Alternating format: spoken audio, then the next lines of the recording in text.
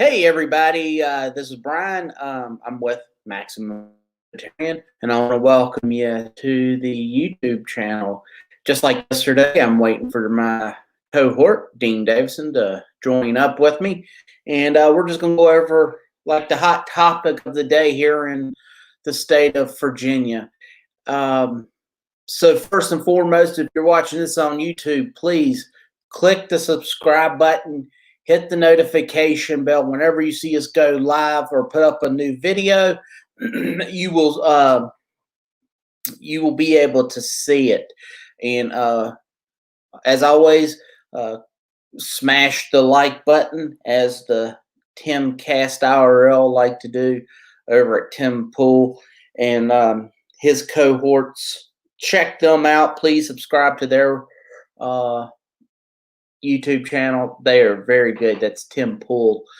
So please do that. And while we're at it, I want you to please go to Maximum Libertarian's Twitter page at We Are Max Lib, and you can subscribe to us on the follow us on Twitter. So there's Dean Davison. He's just joined in with us. How you doing today, Dean? Doing all right. You may have a problem if you want to go to Twitter. Twitter is right now looks like it's down. So. Oh, is it? Well, I guess we can talk about that too. But let's first talk about the big story of the day that helps us, the Libertarian Party. Roanoke College came out with a poll. They did about 602 people. That was their sample size. And out of that, 8% said they have voted for Jo Jorgensen.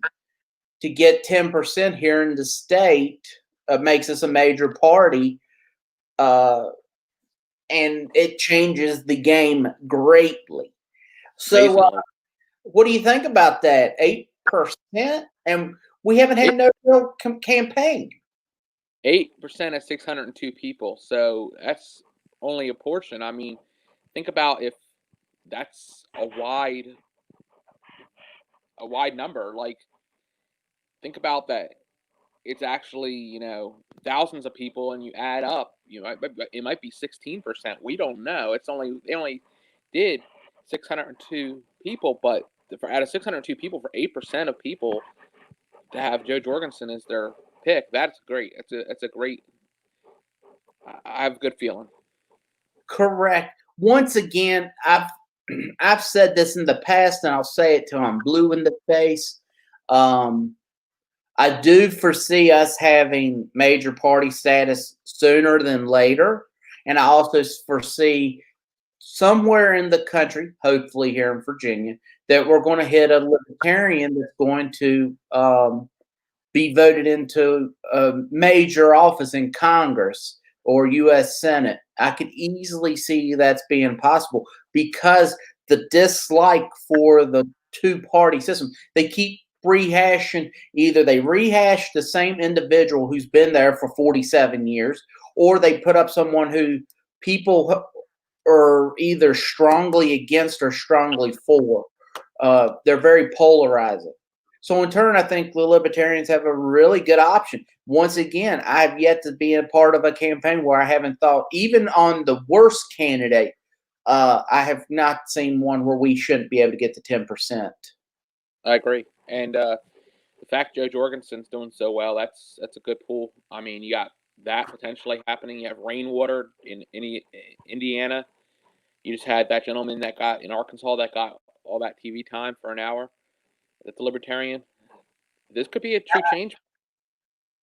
With the Rick Del Herring over in Arkansas, when he got that, was the Libertarians across the country should send that PBS affiliate the thank you card and a thank you message, because by doing that, that's how every debate should be. If just like today, when Donald Trump and Joe Biden are supposed to have their second debate, now they're having dueling town halls. You know one thing that I thought is, you have ABC's doing Joe Biden. You have NBC doing Donald Trump. The Jo Jorgensen campaign should have looked into seeing how much it costs, just like with Ross Perot, went and asked some of their rich friends, donate some money. We want to buy the time space either right before the town hall of the president or the right after the town hall, or maybe even during. I would have went on and purchased the time frame, Are you watching either of them? No, I have zero interest in it. What am I going to learn from besides? Yeah, I mean, if we were going to sit down and go, oh, let's make it funnies or whatever, I've got better things really to do. Absolutely. Such as talk to you right here on the YouTube channel. Now, I will say when I was looking at the polls from the Roanoke County or from the Roanoke College polls that they did, it showed when the individual was questioned, who are you going to vote for? If you're going to vote for Biden, how likely are you going to do it? And it was like 95% sure they're voting for Joe Biden. Then it was like Donald Trump, 95%. They were both the same, 95, 95. Now, when you get over to Jo Jorgensen, okay, it said, how likely are you going to vote for her? Or like, are you really sure you're doing it? And it was like 32%. Then it was somewhat sure, 31%. And then it was like another 30%. That's my only but that's typical. That's typical because what you do have a lot of times people will tell you they want to vote for Jo Jorgensen, but when they get into the ballot box, they get scared. Yep.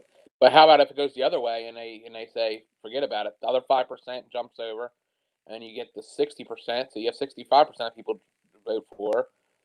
I mean, you don't know. These two clowns are going to drive more people to vote for Jo Jorgensen, which is a great thing. I mean, I do think that they're going to do. They're going to drive them to not only Jo Jorgensen, but they're going to also drive them to Libertarian and looking at candidates. Hopefully, they don't run the voters off, and that's one thing that sometimes worries me, that they put up these garbage candidates. So in turn, these garbage people go, well, I don't like that guy. I don't like that person. I'm not even. What am I wasting my time to vote for? But that's who we need to seek out.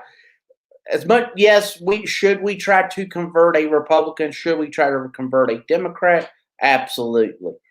But I think sometimes when you look at just that poll, if it's 95% guaranteed to vote for Biden or Trump, it's going to be really hard to wrestle them because they've got their blinders locked on.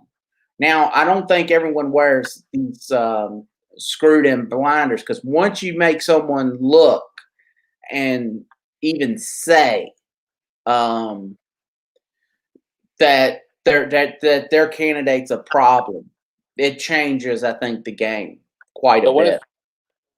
So the 5% that may not vote for Biden, the 5% that may not vote for Trump could equal 10%, which is exactly what we need here in Virginia. And that's what we got to make sure that people will go out there and vote for. But I tell you, just hearing, I would like to know from the past, how was this initially? Has it always been where initial early votes we were 8-9%, whatever, and then as time we're going to balance out at the 4%, because that's what it's looking like we're about to hit here in the state. If you went off because I looked at like a poll they did, and I guess using all the numbers, it's going to be about 4%, because they were talking about how Biden still leads Trump. And here's the thing: it's a win. That'd be more than Gary Johnson got. I mean, here in the state? I believe so. I don't know about that. Keep talking for a second, and let me see if I Yeah, I can. mean, I'm thinking he had like 2 or 3%. So I mean, the thing is, people are excited. We get people more excited about voting for the LP candidates. You know, I think Caesar did a stellar job today when he was on the Roanoke virtual thing. I'm happy they allowed him to speak on there. You know, Right, I'm happy with that too. Let's see.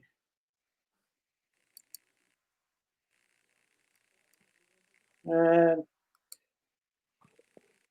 I'm still looking up, trying to find the results. 2016.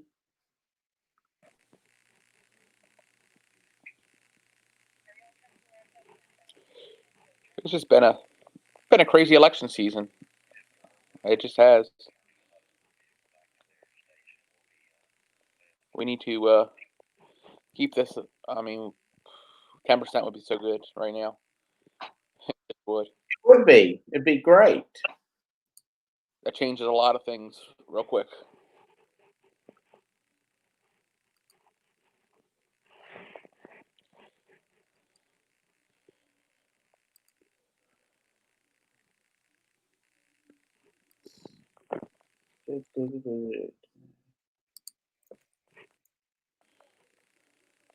Hell, even my dog's going to sleep. I have Trump on the TV. I was going to listen to him a little bit and then listen to the other one just to get a little bit of laughs. And the dog's falling asleep watching it, so it's boring. Right. Well, let's see.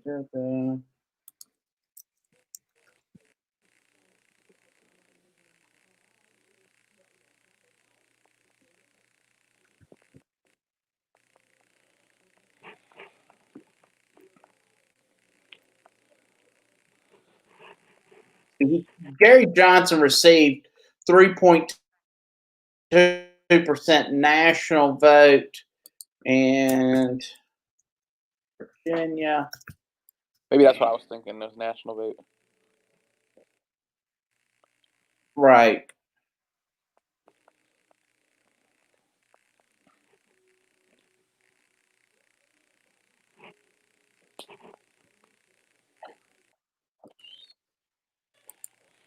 Yeah, so like, well, just because I'm not going to have dead air going on here while I'm searching, that's really what I wanted to go live about. And I don't, hopefully we can get. I know it's probably going to be about 34% here in the state, a minimum.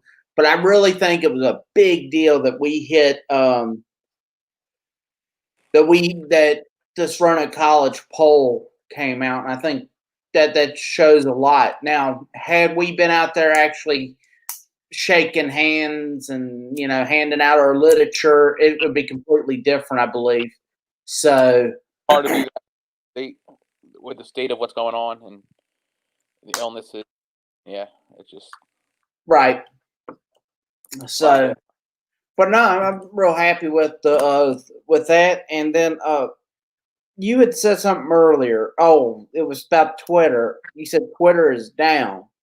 What do you What do you think about Twitter blocking the Trump administration? Well, it wasn't Trump administration. It was the New York Post released a story about Hunter Biden and released emails where it pretty much showed that Joe Biden had communications with that Ukrainian deal that his boy was doing.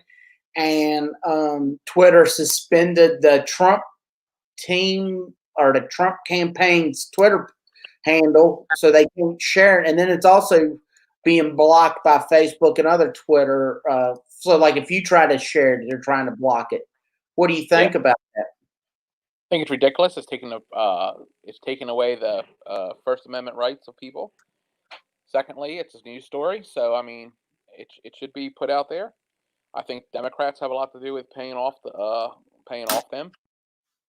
Probably Hillary Clinton to be specific, and her team are paying off these social media sites so it doesn't get pushed out there. So that's my thought on that. I think it's corruption going on like normal.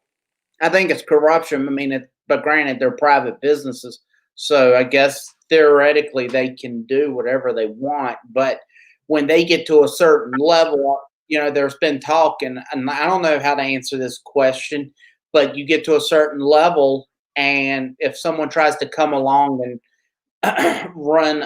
start their own Facebook or start their own Twitter, they just come along and buy it for a couple $1 billion, and then that's the end of it, So true. Or they take everything that you're doing, add it to their website or to their platform, and it pretty much ends your platform or your whatever was hot on that you had, Correct. They have So, they have too much control over what's put out there and what's right. not. So that's you know what. I know we've only went 16 minutes. We'll come back live tomorrow. I just wanted to go live real quick because I think it's something really major that we should be pushing out there. That 8% so far that have already voted have said that they voted for Jo Jorgensen, and we'll see in the future. Hopefully on election night or 2 weeks from after election night, we'll see that we've gotten 10% of the vote here in the state. But that'd be so nice. It would be. And we would save so much money not having to collect signatures to get I wonder how many candidates we would actually have show up, like who would want to run for governor or U.S. Senate or one of the other big state offices if they knew that we didn't have to spend $20,000-$30,000 getting them onto the ballot here. Because had we had $20,000-$30,000 to do ads for Jo Jorgensen, that would have been massive. Massive. So, I think if we can get those type of numbers, even if we're better than we were 4 years ago, we're running the right direction, and that's something we can be proud of. We can hang our hats on. I'm in agreement with you. All right, Dean, I'll let you go. Thank you for jumping on for the past 17 minutes. Thanks for everyone for watching. Once again, subscribe greatly, and we'll see you tomorrow. All right, later, Dean. Later.